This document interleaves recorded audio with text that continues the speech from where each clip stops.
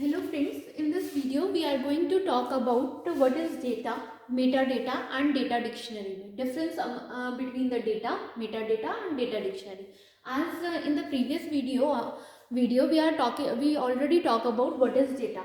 हमने बहुत डिस्कस किया है डिटेल में डेटा एंड इंफॉर्मेशन क्या होता है, डीबीएमएस क्या होता है. So in short in this video I am going to tell about the data. तो डेटा क्या होता है? Raw and isolated fact about an entity. किसी एंटिटी के बारे में raw. Here entity you can call it as object. ठीक है, ऑब्जेक्ट कुछ भी होता है. और we can say it is a atomic piece of information. So data, एक टेक्स्ट एक डेटा हो सकता है, image is a data, audio एक डेटा हो सकता है, हमारे पास वीडियो एक डेटा है, और वी कैन से एक name is also data, number 5 is also a data. So data क्या होता है? एक atomic piece of information. So now the next terminology is metadata. अब metadata किससे बना है? डेटा वर्ड से ही बना है. So हमने बहुत सारी बुक्स में देखा होगा डेटा अबाउट डेटा. अब डेटा अबाउट डेटा है क्या? और इट इज़ बहुत सारे, अगर गूगल में देखेंगे मेटा डेटा का मतलब आता है सेल्फ एक्सप्लेनेटरी. वो डेटा जो डेटा को समझने में हेल्प करता है, that is known as self explanatory. ऐसा डेटा जो डेटा को समझने में हेल्प करे. सो और we can say description of the data. For example we can take like, हम लोग एक इमेज लेते हैं. तो अभी हमने एक इमेज है हमारे पास, ठीक है, ये इमेज है, कोई भी इमेज है. तो ये क्या हो गया हमारे पास? एक डेटा हो गया. अब हमारे पास मेटा डेटा क्या होगा? हमने बोला इमेज इज अ डेटा. अब मेटा डेटा क्या होगा? मेटा डेटा क्या होगा? जो उसकी प्रॉपर्टीज, जब हम इसको राइट क्लिक करते हैं, राइट क्लिक करने के बाद जो प्रॉपर्टीज आती है, प्रॉपर्टीज में क्या होता है? बहुत सारी डिटेल्स होती है कि इमेज किस टाइप की है, कब मॉडिफाई हुआ, कब क्रिएट हुआ, ये जो भी इसकी डिटेल्स आ रही है that is known as meta data. क्या हो रहा है?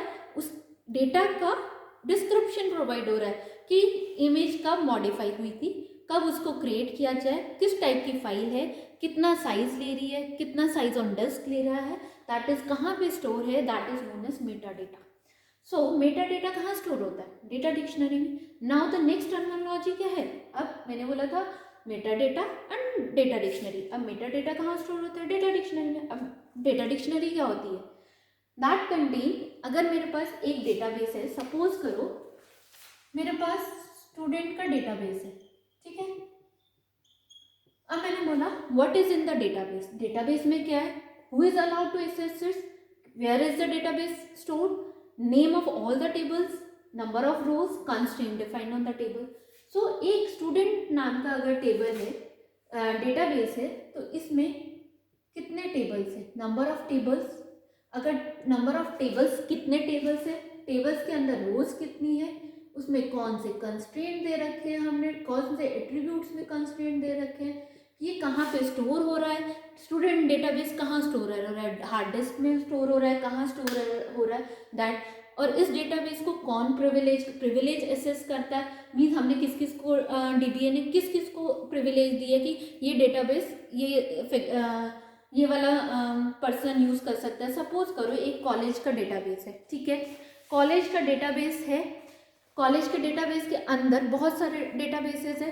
फैकल्टी का डेटाबेस अलग हो गया, स्टूडेंट का डेटाबेस अलग हो गया, लाइब्रेरी का डेटाबेस अलग हो गया, अकाउंट का डेटाबेस अलग हो गया, like this so many database है. अब फैकल्टी का डेटाबेस कौन एसेस कर सकता है? दैट प्रोवाइड द, जो वो डीबीए असाइन करेगा. इसको अपडेट करने के लिए इसको कौन हैंडल करता है? Database administrator.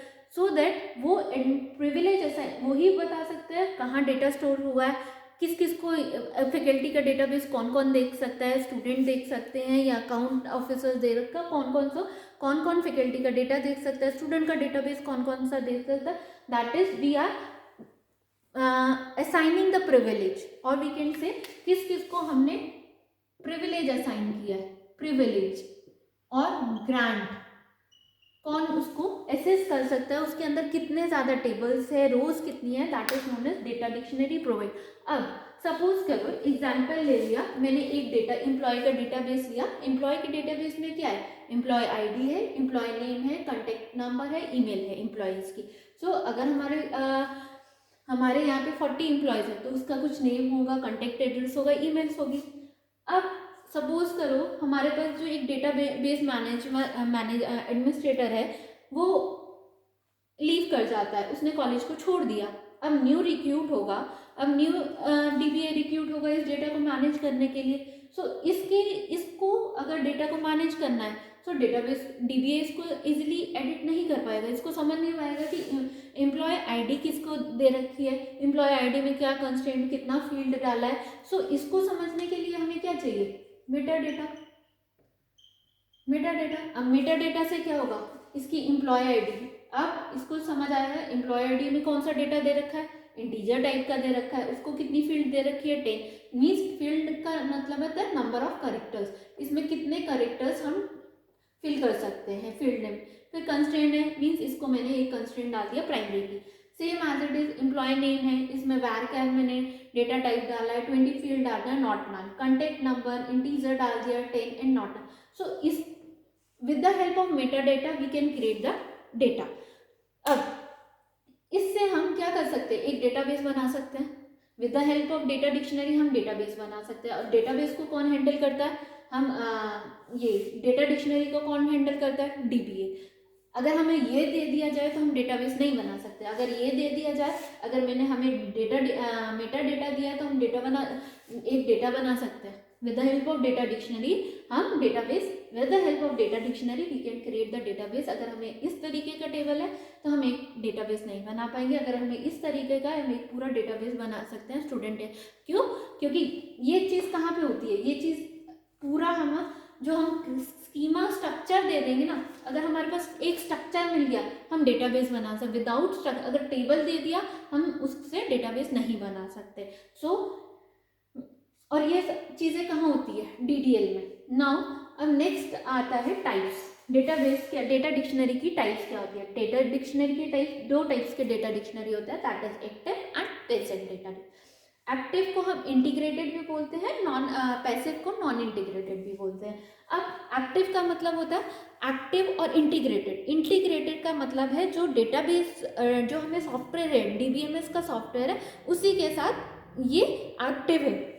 मीन्स अगर हम डीडीएल कमांड परफॉर्म करते हैं तो उसमें कुछ भी हम ऑल्टर कर रहे हैं ना डीडीएल कमांड में, तो वो ऑटोमेटिकली अपडेट हो जाएगा।